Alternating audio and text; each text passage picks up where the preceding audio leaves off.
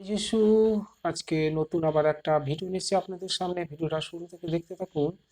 আজকের কন্টেন্টটা হচ্ছে খুব ভাইটাল দিন। আজকের দিনটা হলো বিশ্রাম দিন, সপ্তাহের প্রথম দিন।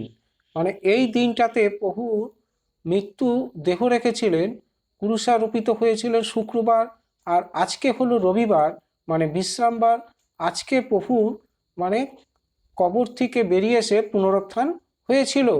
তাই মানে এখানে তাহার ভয়ে প্রহরীগণ কাঁপিতে লাগিল, মানে স্বর্গ থেকে দূত এসে দাঁড়িয়ে থাকাতে সমস্ত মানুষ কাঁপতে লাগলো ভয়ে। এবং সেই দূত স্ত্রীলোকটিকে কহিলেন, তোমরা ভয় করো না, তোমরা ভয় করো না, কেননা আমি জানি যে তোমরা ক্রুশে হত যিশুর জন্য অপেক্ষা করছো। আর দেখো, যিশু তাহাদের সম্মুখীন হইলেন, তাদের সামনে এসে দাঁড়ালেন, কহিলেন, তোমাদের মঙ্গল হোক। তখনই তাহার নিকট আসিয়া তাহার চরণ ধরিলেন এবং তাহাকে প্রণাম করিলেন। তখন যিশু তাহাদিগকে কহিলেন, তোমরা যাও, বিভিন্ন ভ্রাতৃগণের কাছে সংবাদ দাও, যেন তাহারা গ্যালিলে যায়, সেইখানে আমাকে দেখিতে পাইবে। আবার বলেন, পরে একাদশ মানে শিষ্য মানে গ্যালিলে যিশুর নিরূপিত পর্বতে গমন করিলেন, আর তাহাকে দেখিতে পাইয়া প্রণাম করিলেন। কিন্তু কেউ কেউ সন্দেহ করিলেন, মানে প্রভুকে দেখে কিন্তু সন্দেহ করতে লাগলো। হ্যাঁ, তখন যিশু কহিলেন যে স্বর্গ ও মর্তলোকের মানে কি ভার স্বয়ং সৃষ্টিকর্তা আমাকে দায়িত্ব দিয়েছেন।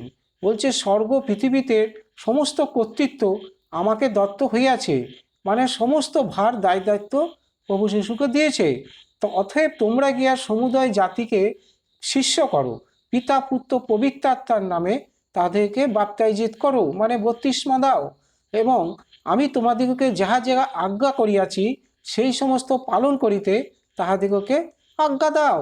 মানে সেই সমস্ত উপদেশ ও শিক্ষাগুলো সেই সমস্ত বিভিন্ন মানুষকে তোমরা সেরকম শিক্ষা দাও। আর দেখো, আমি যুগান্ত পর্যন্ত প্রতিদিন তোমাদের সঙ্গে সঙ্গে আছি। মানে যুগ যুগ যুগ যুগ ধরে প্রভু যিশুর জন্ম হয়েছিল সেই 2025 সাল আগে, আর এটা হলো 2025। তাই বলছে যুগ যুগ যুগ ধরে যুগান্ত পর্যন্ত আমি তোমাদের সাথে আছি।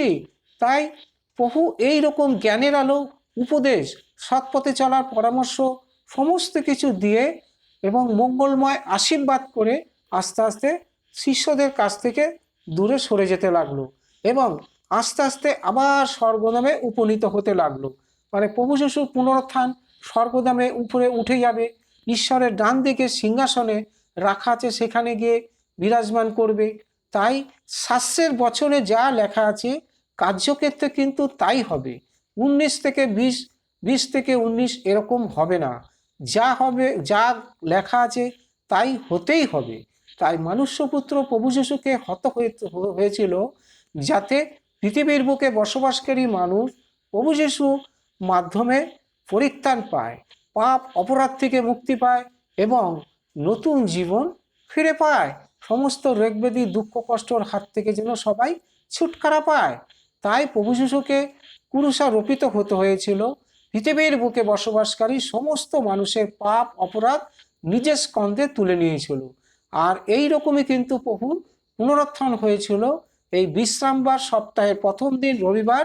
এই রকম প্রভুকে স্বর্গ থেকে দূত নেমে এসে মানে কি কবরের ঢাকনা সরিয়ে প্রভুকে হাত ধরে টেনে তুলেছিল যে তুমি বেরিয়ে এসো, আমি স্বর্গ থেকে নেমে এসেছি, পিতা পরমেশ্বর আমাকে পাঠিয়েছে তোমাকে নিয়ে যেতে। তখন প্রভু জীবিত অবস্থায় কবর থেকে বেরিয়ে আসলো।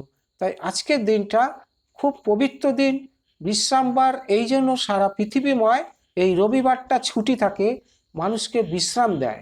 সপ্তাহে 6 দিন কাজ করো, একদিন বিশ্রাম করো।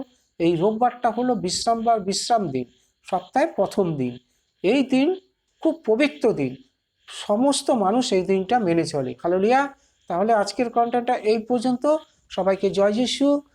একটা ভিডিও, এই কন্টেন্টের যদি একটু ভালো লেগে থাকে তাহলে একটা সাবস্ক্রাইব দেবেন, কারণ এর থেকে ভালো ভালো ভিডিও কিন্তু সবার আগে আপনাদের কাছে পৌঁছাবে।